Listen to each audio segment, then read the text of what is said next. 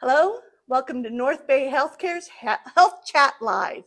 We're here with registered dietitian Laura O'Mary, culinary school graduate, who's going to talk to us about healthy eating and make a little recipe for us. So tell us, Laura, what is healthy eating all about? Sure. Yeah. Thank you, first of all, Robin, for setting up this demo. I'm actually really excited to be doing a demo today because I think it's been over 2 years now since the last one, thanks, of course, to COVID. But I'm really happy to be back doing them. And this is actually the perfect time to be doing one, too, because we are closing out the month of March, which just happens to be National Nutrition Month. So this is really a good time of year to kind of reflect back on maybe some nutrition goals that we have set at the beginning of the year, and reset our intentions for making nutrition a priority in our life. So March is a great month. And the theme this month for National Nutrition Month, or the theme this year, is celebrating a world of flavors. So it's all about culture and flavors and diversity, because all of us are unique, and all of these different flavors can help make us healthy while bringing us all together. So the recipe I'm going to be making today is called Tabbouleh, and it's a really bright, flavorful, fresh salad. And it originates from the Lebanese culture. So it's a Mediterranean cuisine type of diet or recipe.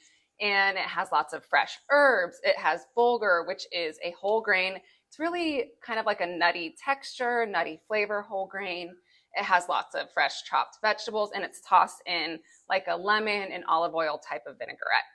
And not only is it very healthy, but a lot of my patients are asking me about, what type of diet should I be following? What is the best type of diet to follow? And I always like to talk about the Mediterranean style of eating because it's a great model to follow.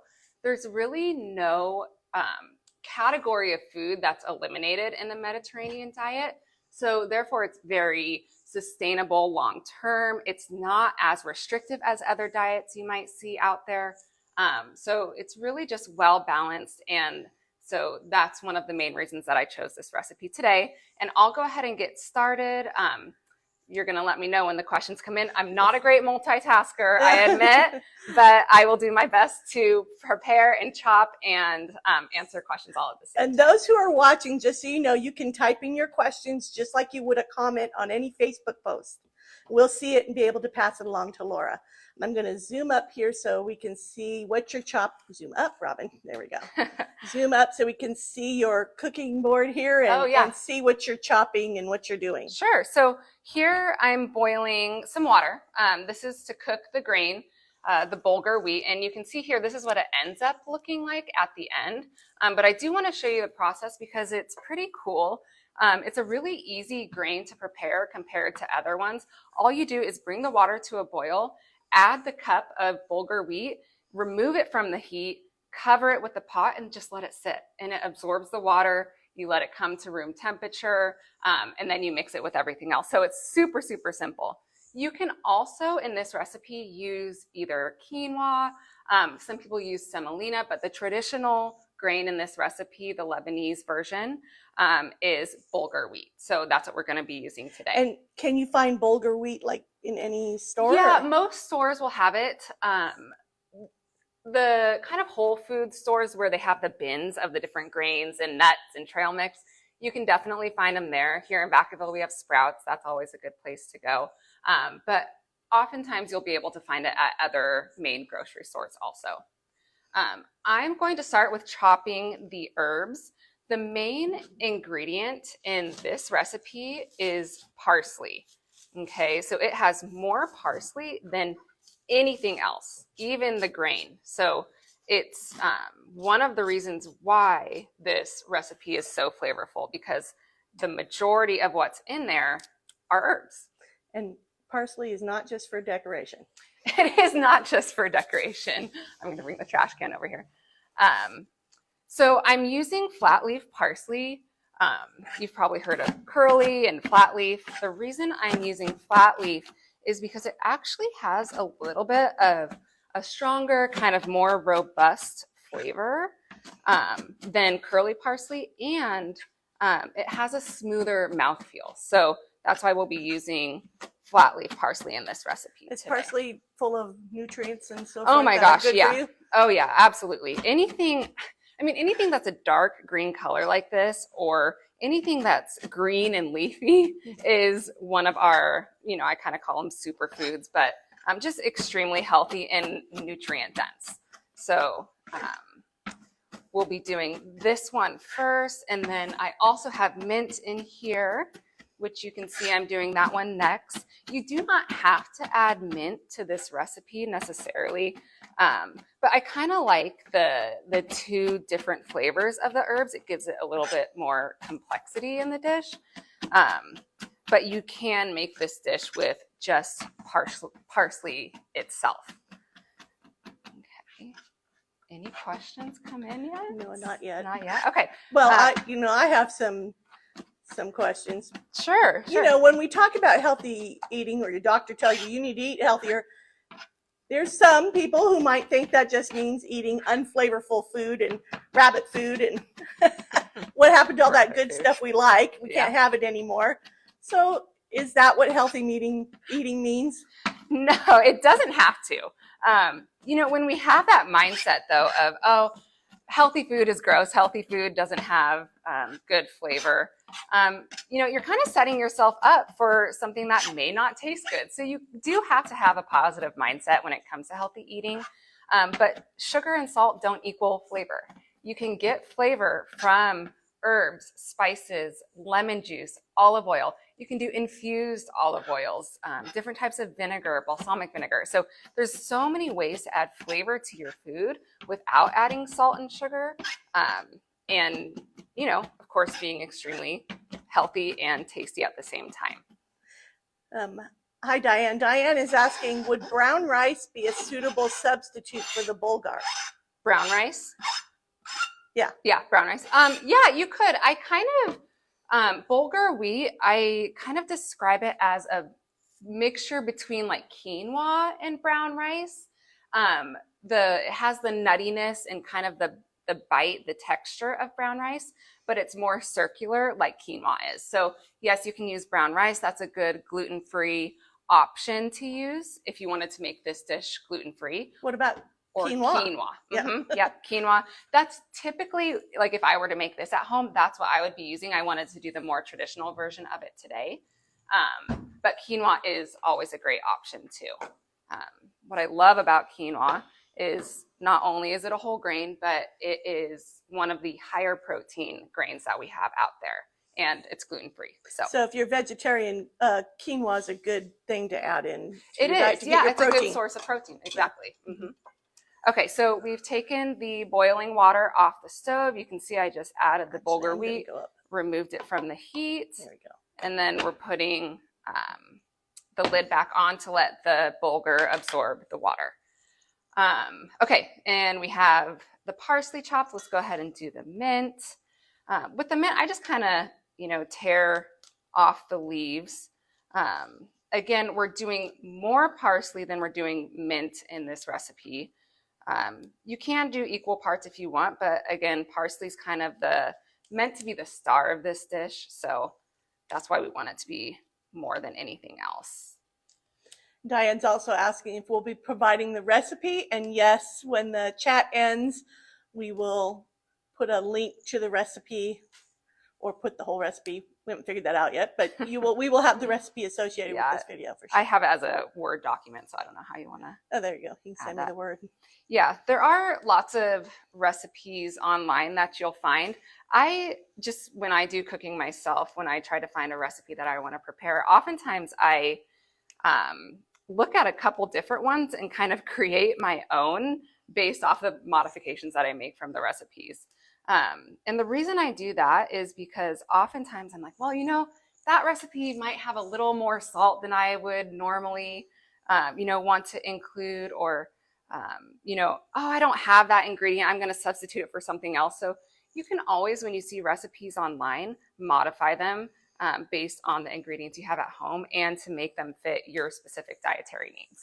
I was going to say, does this recipe have a lot of salt content? Because some of us have been told to watch our salt intake. and any ideas you have for how to do that. Yeah, so this recipe does have some salt. You can feel free to add how much you want. I am putting in about a teaspoon of salt with this recipe. You can also, most recipes, anytime you're cooking a grain like pasta, you probably heard to salt the water. You can do that. I didn't here. But that's always going to add just a little bit of extra salt to the recipe as well. So I kind of omitted that, and I'll be adding about a teaspoon. But I always recommend tasting it at the end. You can always add more salt, but you can never take it away. So always start off conservatively. What about salt substitutes? So one of my favorite blends to use for, again, these are herbs and spices to use for flavor in place of salt. Trader Joe's has one. It's called 21 Seasoning Salute. So that's one of my favorites. It's basically just 21 different herbs and spices, but no salt. Costco has it as well. I believe their version is called 21 Salt-Free Seasoning Blend or something like that. And you can mix it with anything. I mean, I'll put it on eggs. I'll mix it in salad dressings. I put it on salmon and chicken and fish. And so that's one of my staples for using seasoning without adding salt. Now, this recipe, is this considered something that would be a main dish, or is this a side dish? Good question. Or could it be either one? It could be either one. So it's typically a side dish.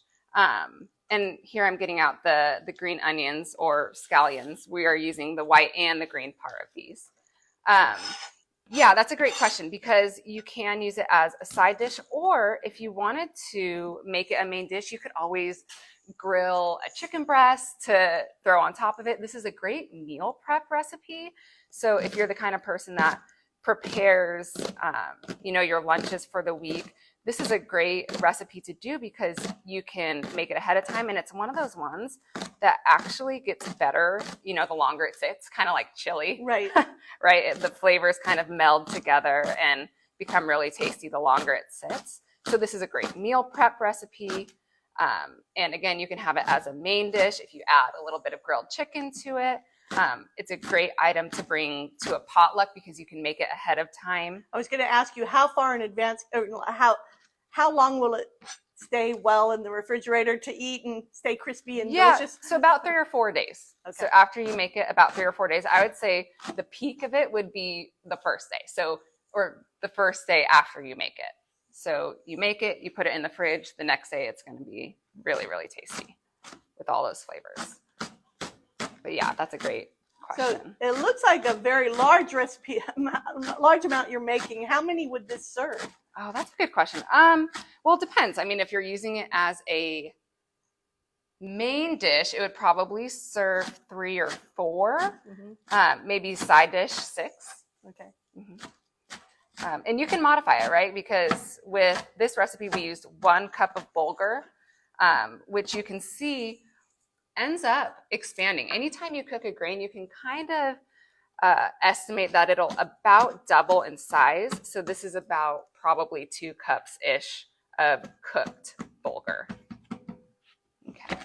So I'm gonna, just roughly go over these scallions one more time. You kind of want, when you're using herbs, everything to be uniform. Oh my gosh, now it's getting my eyes. Onions. Yeah, the onions, great. So you kind of want everything to be uniform.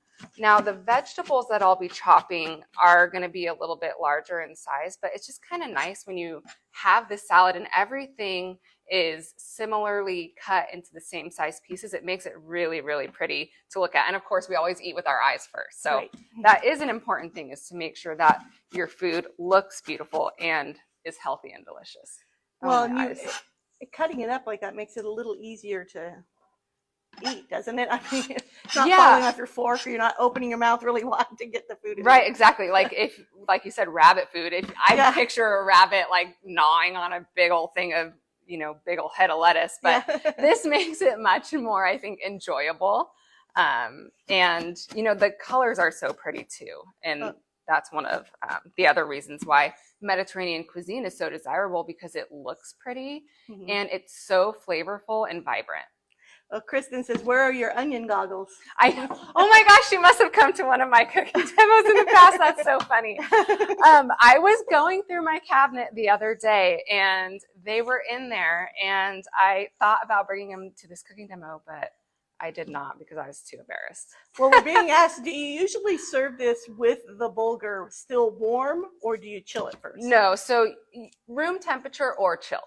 Okay. Yeah, so this, it's going to sit, it's going to absorb the liquid for about 30 minutes. Okay. And then you'll want to take the lid off, let it come to room temperature, or put it in the fridge. And so you've already pre-prepared some Yes, exactly. for the recipe. Exactly. That's what that is. And then, so this is an English cucumber, also known as a hothouse cucumber. I was going to ask, what's the difference between an English cucumber and just a regular cucumber? Yeah, so an English cucumber. No, right? Oh my gosh.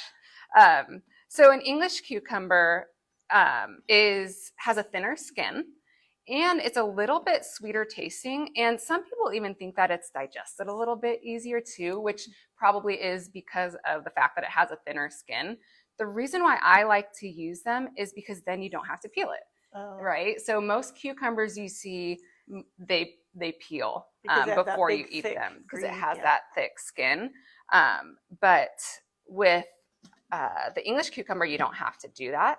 And the fiber is really where all of the vitamins and nutrients are anyway. So we want to get that peel if we can. I'm actually keeping the seeds in too. Most recipes you'll see will call for the cucumber to also be seeded. But I think there's a lot of nutritional value in the seeds as well. So I'm going to keep them in there. Nobody wants to do that. And it's too much work. Yeah, we're all lazy cooks here, right? Let's be serious. And so will you use both cucumbers or just it's one cucumber that I cut in half and then, Gotcha. But I'll use the whole thing. Yeah. Yep. And those you can find those you can find them anywhere. Yeah.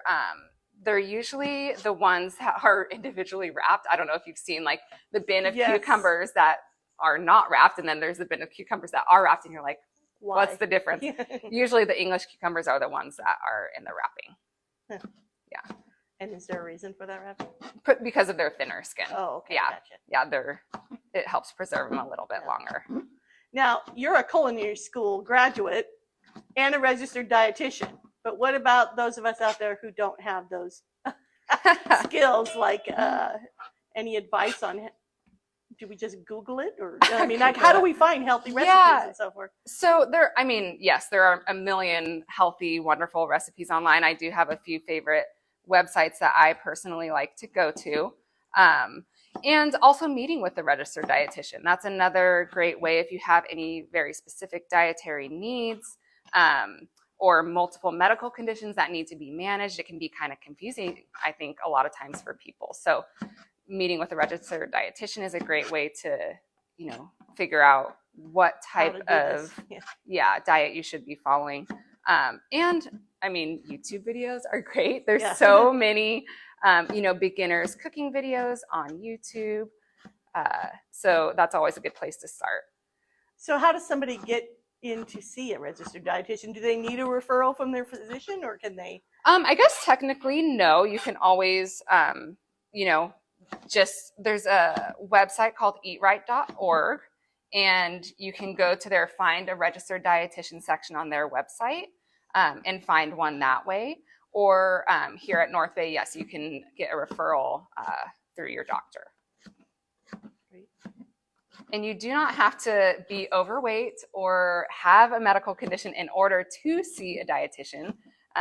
Nutrition goals vary from person to person. Just because you're not sick or unhealthy doesn't mean you don't have a reason to see a dietitian. So I always encourage people to do so if they're interested in it. My favorite people to talk to are like kids and teenagers who are really interested in nutrition and are kind of thinking about doing it as a career. Because they're actually really excited about it. And those are my absolute favorite people to work with. Plus, they'll take it home and teach their parents. Right, exactly. I'm going to switch knives. So this is something that is important. Anytime you are cutting something with a smooth skin, like tomatoes or peppers, you can see that that skin is slippery. So if you're using a flat edge knife, it can slip and you can cut yourself more easily. So this serrated edge is important for using on anything with a slippery outer skin. Plus, you don't have to smash as hard as you do with the. Right. Yeah. Yeah. And I'm using cherry or grape tomatoes here. The reason I'm using these are because they have less liquid. And in this recipe, you don't want to add a lot of extra liquid. It's meant to be fairly dry. We are tossing it in a light vinaigrette, but we don't want it to be too liquidy. If you use a regular tomato, I would recommend taking out coring it, taking out the insides so the liquid is removed. Okay. It looks yummy. It smells delicious. Yeah. We don't have smell-o-vision yet. I know. If we did, I would tell you. Yeah, the audience. It's very herby, isn't it? Yeah. Yeah. Mm-hmm. What should a portion size look like? This dish? Uh-huh. Yeah, so any grain item, I usually recommend sticking to about a half cup serving. Not that you have to get out measuring cups and measure everything that you eat, but you can even just use your hand as a visual guide. So generally speaking, your fist is about a cup. Everyone obviously has different size fists, but it's kind of like your own personal size measuring cup. And about half the size of your fist is a proper amount for any grain food. Okay. This one you could get away with doing a little bit more because, again, it's primarily other vegetables and herbs. So with this, I would say if you're having it as a meal in itself, you could do a cup or even more. Okay. Yeah. And generally speaking, when we're eating a plate full of food, what portion do you want? Protein? What vegetable? What? Yeah, so a good rule of thumb is that the majority of the room on your plate should be taken up by a vegetable. Okay, so I kind of like to tell my patients, if you stick your hand out in front of your plate and there's anything on that plate that's larger than the size of your fist, it better be a vegetable. It better be a vegetable. Everything you're going to hear from your dietitian. Right. I'm watching always. No, just kidding. So you can use your palm of your hand, so about the size and thickness of your palm is a good indicator for protein. Other people like to kind of visualize a deck of cards. That's another good visual. Again, a grain would be about half the size of your fist, and your vegetable can be up to 2 fists if you want it to be.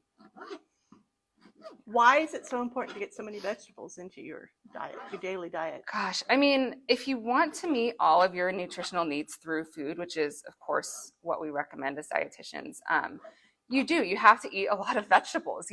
That's where our foods have the most vitamins and minerals are from vegetables. So again, anything that has a deep dark color, like see these tomatoes are red. If you think of sweet potatoes, which are bright orange, those foods are much more nutrient dense than anything that is white. So eat your colors. Eat a rainbow. Yeah. There you go. That's a good one. Actually, I think that was the theme one year for National Nutrition Month was eat the rainbow.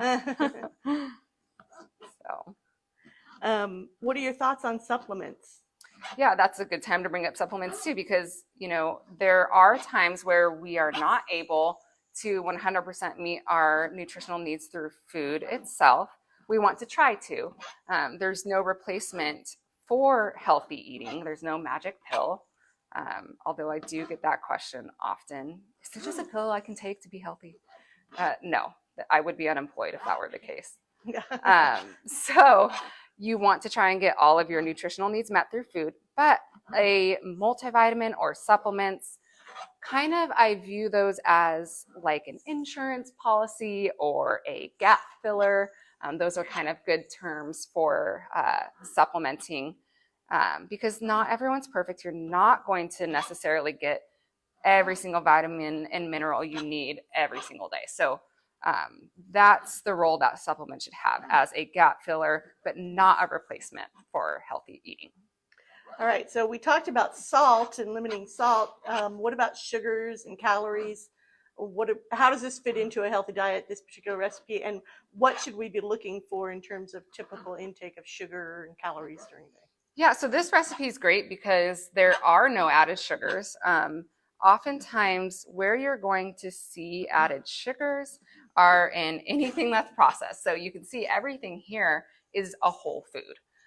That's always going to be preferred over anything that comes in a box, a bag, a can, because those are the foods that have added salt and sugar to them.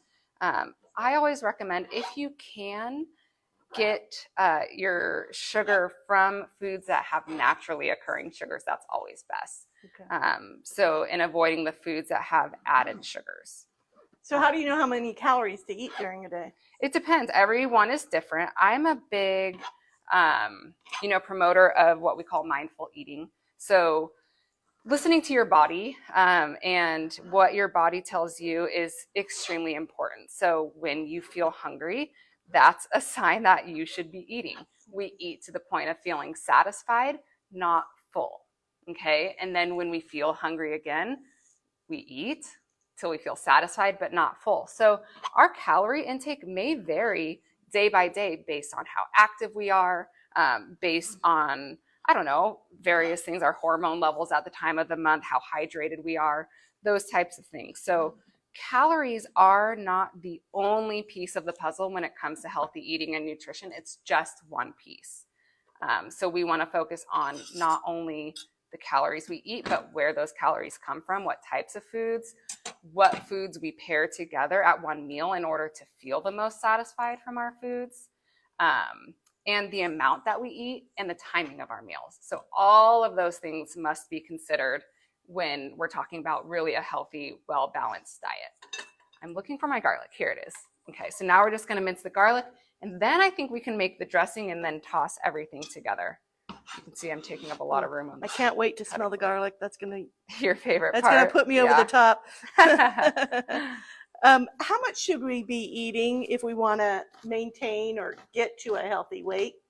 Again, it depends on the person. If you're an 80-year-old woman, your needs are different than a 20-year-old man. So it's going to vary. If you want to know exactly, what your nutritional needs are, again, you can always meet with a registered dietitian. But your body is really good at telling you if you are getting enough or too much. If you see that you're putting weight gain on rapidly, that's a sign that you might be over consuming.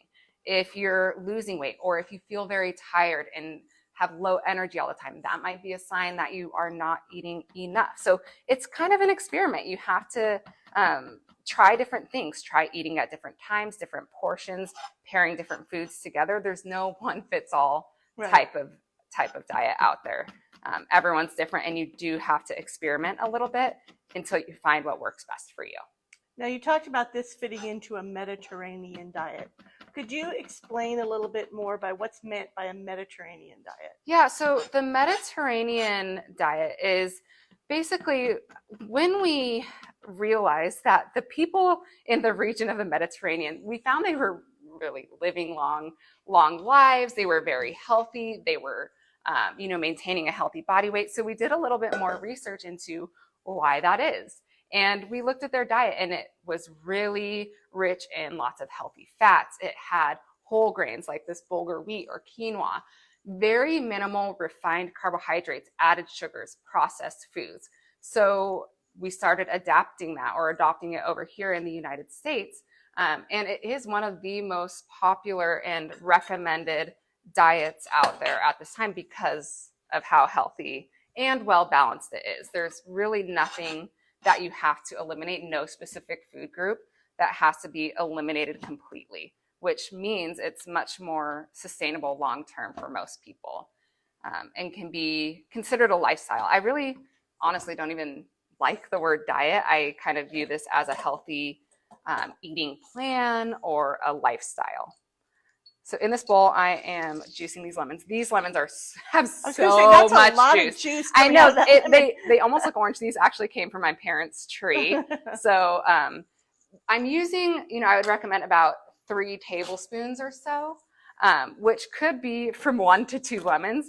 This might not even take a full lemon to get the 3 tablespoons. So you can measure if you want, but you can always adjust depending on how tangy you like your dressing, or if you prefer more of that olive oil coating kind of on your tongue, when you have that healthy fat feeling. Now I'm going to gradually add the olive oil while I'm whisking. How much olive oil is that? This is about a 1/4 cup. Yeah, so you really don't need much. Again, this isn't like a typical salad. This is a grain salad. So we're just moistening the grain and adding flavor by adding this dressing. And what are you looking for in this blending? Just making sure it's... Yeah, when you add the olive oil... frothy or anything? So it helps to emulsify it. Okay. So obviously oil and vinegar or oil and water, they separate. So when you add the olive oil more slowly as you whisk, you're going to get a more emulsified liquid. So we're just going to do that. And then this is when we're going to add the salt and pepper also. Now, could you substitute, if you didn't want to put the salt and pepper in there, could you do something like, there are these different blends. I have a personal favorite. I love Mrs. Dash lemon pepper, but that's just me. Sure, you can. And a lot of recipes, a lot of tabbouleh recipes also have like cumin added to them.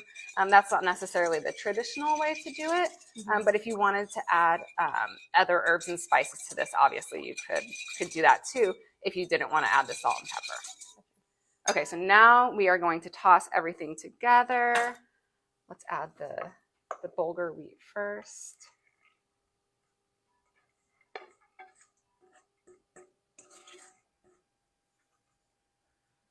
And then let's see what's going to be the least messy way that I can add this.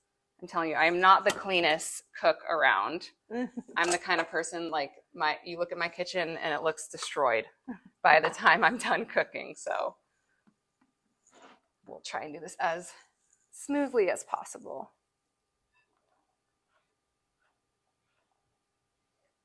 Okay, see all those pretty colors? Yes. Just think, like if you were to bring this to a potluck or, some type of party, people would be like, oh, great, she brought the healthy food. That's the reaction I always get. But then they'll taste it and they'll be like, oh, okay. I like it.